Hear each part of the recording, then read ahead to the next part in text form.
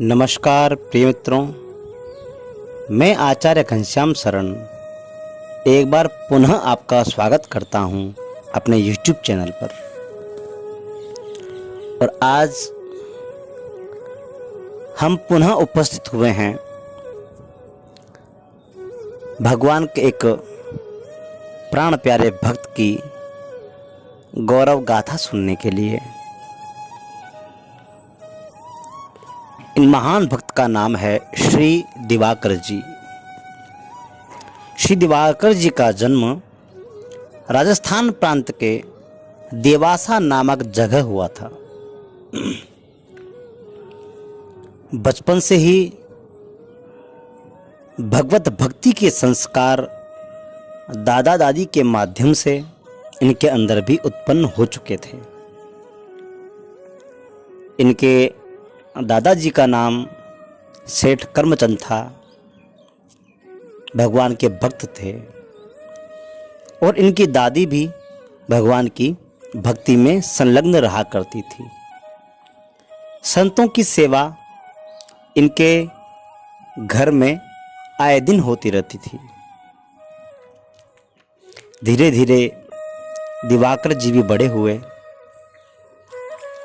बचपन के संस्कार थे ही, ये भी एक महान भक्त बने। संतों की सेवा करते करते इनका मन अब व्यापार से हट चुका था। और जब व्यापार नहीं करते तो घर में पैसों की तंगी होने लगी थी। लेकिन फिर भी दिवाकर जी सतत संतों की सेवा ही किया करते थे। कभी कभी तो ऐसा दिन भी आ जाता कि घर में खाने के भी लाले पड़ जाते, लेकिन फिर भी यदि संत आ जाते तो ये संतों की सेवा अवश्य किया करते थे। सब कुछ सामान बिक चुका था इनका संतों की सेवा में। कहते हैं ना, भगवान भी अपने भक्तों की परीक्षा लेते हैं। ये इनकी परीक्षा का समय था। इनके पास एक गुदड़ी ही मात्र बच्ची थी। जब भी कोई संत आते तो अपनी गुदड़ी को किसी सेठ साहूकार के यहाँ गिरवी रख के आते और उसके बदले कुछ धन लाकर उससे सूखा सामान बाजार से लाते, अपने हाथों से बनाकर संतों की सेवा किया करते थे। एक बार अचानक 20 संत इनके घर पधारे, या ऐसा कहें कि वो भगवान की कुछ लीला थी।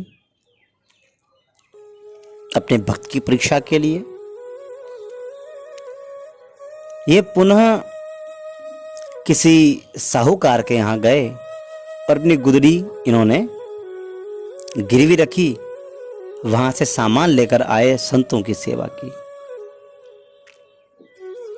संत तो सेवा ग्रहण करके अपने अपने स्थान को चले गए, लेकिन काफी दिन बीत जाने के बावजूद भी दिवाकर जी अब की बार अपनी गुदड़ी को नहीं छुड़ा सके। पैसों का बंदोबस्त नहीं हो पाया। धीरे धीरे सर्दियों का समय भी नजदीक आया।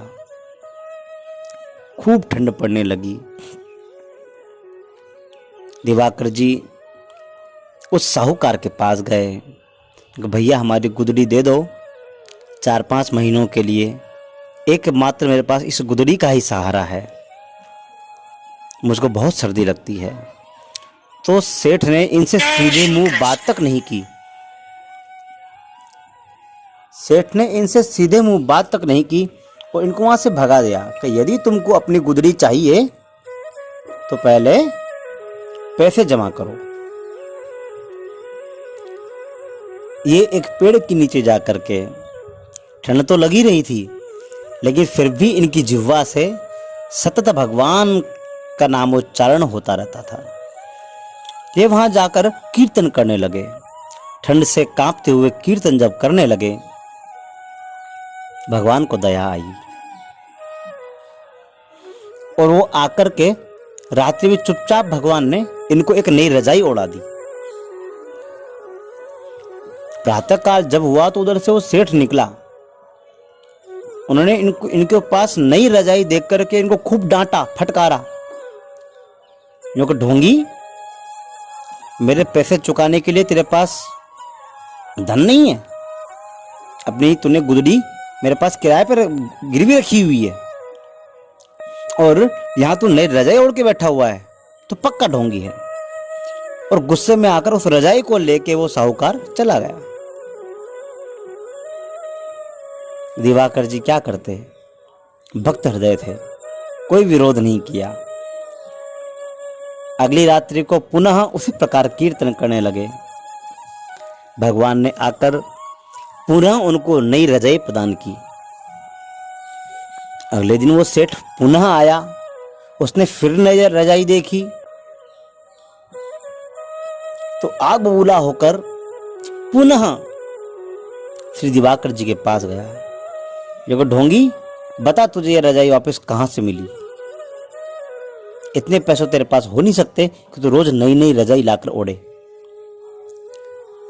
श्री दिवाकर जी ने सारी घटना उस साहूकार को यथावत बता दी। उस घटना को सुनकर के साहूकार का दिल पसीज गया। वो धड़ाम से संत दिवाकर के चरणों में गिर पड़ा, मुझे माफ कर दो। और वो साहूकार भी अब उन दिवाकर जी का सच्चा भक्त बन चुका था। ऐसे होते हैं भगवान के प्राण प्यारे भक्त।